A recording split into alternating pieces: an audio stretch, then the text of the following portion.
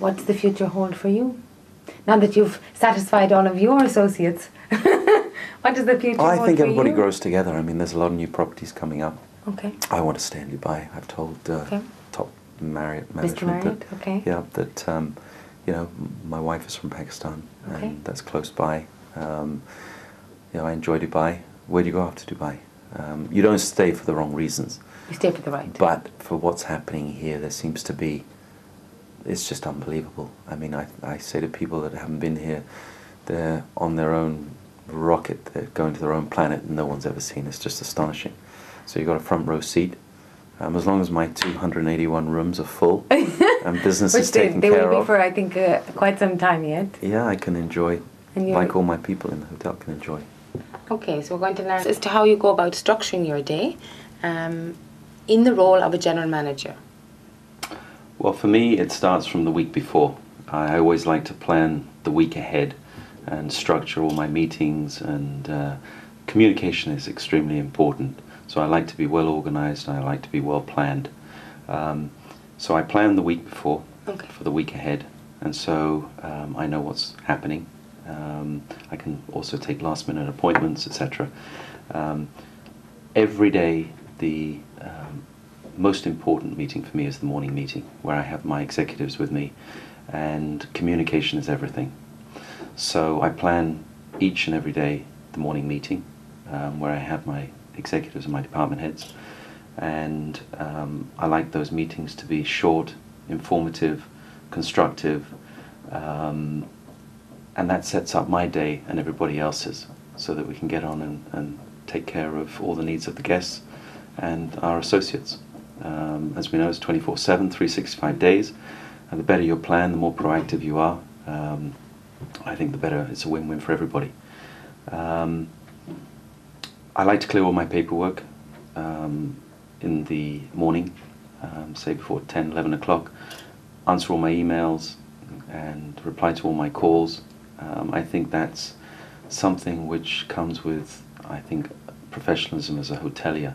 I find that a lot of the time emails aren't replied to, people have 100, 200 emails in their inbox, phone calls are missed and they're not replied to. I make sure that's one of my key priorities. Generally at the end of each day my emails are 0 and my phone calls are all replied to if and when I get them. I'm impressed. It's important. It's I important. agree. And I think, you know, obviously the better your communication, the more organized you are, the more time that allows you to do that. And that filters down. It does.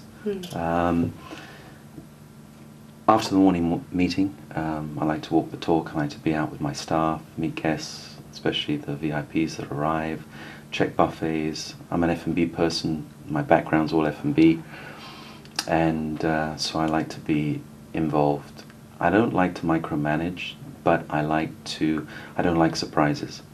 So I think that if you're involved from the starting process of wherever you are in the hotel, whether it's organizing the areas, creating menus, being involved with food and beverage, with rooms, setting up the details in the hotel, the process, if you're involved at the start and you're part of that process to ensure that it's set up the way you would expect it, and you clearly define your expectations and people understand what they have to do and who's involved in doing what, then I think that you won't get surprises.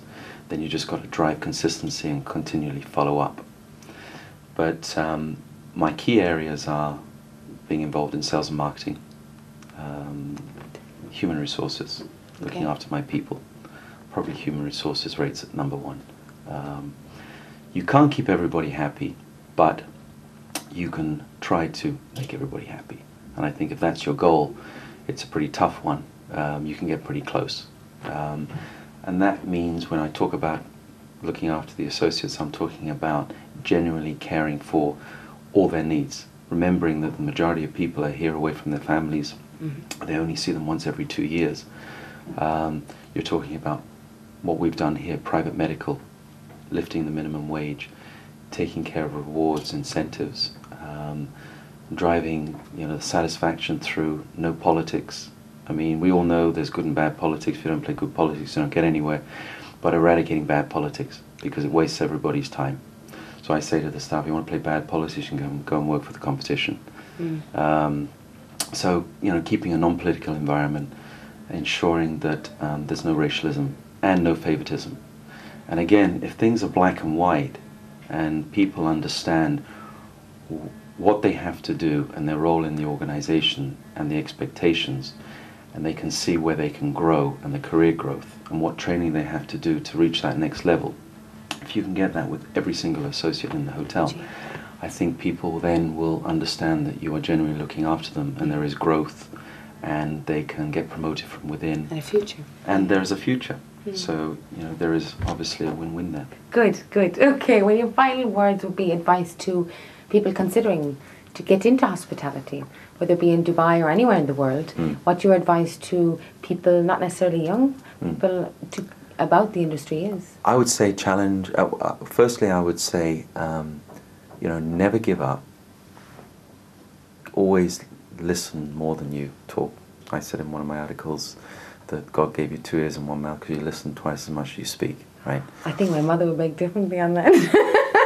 So, you know, good advice, good advice. And get involved in as much as you can. You know, when you work in a department of a hotel, you tend to work in that area. You come to work in that area and you get involved in that area. You know, when you go to the staff dining room, you sit with your people that you know. When you go to the staff party, you have housekeeping there and food and beverage people. Mix, mingle, get involved, cross-train, take the opportunities that you know are out there, ask questions, challenge the process, travel as much as you can. And, you know, there is a little bit of luck involved in being in the right place at the right time. But if you're a positive person and you're passionate about doing what you're doing and you want to be successful, you will be. Because if you're positive and you surround yourself with positive people, You attract them. it'll happen. It's just a matter of when. Maybe sooner than later because you're in the right place at the right time. There's a little bit of luck. But if you take care of all those things I've just said, it's just a matter of time. Very good. Thank you for your pearls of wisdom to our young hoteliers.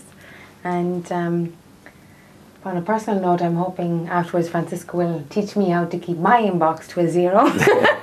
That'll be very good. No, I wish you guys all the very best. I think it's a fantastic idea. And thank you for the opportunity and inviting me to share some ideas with you.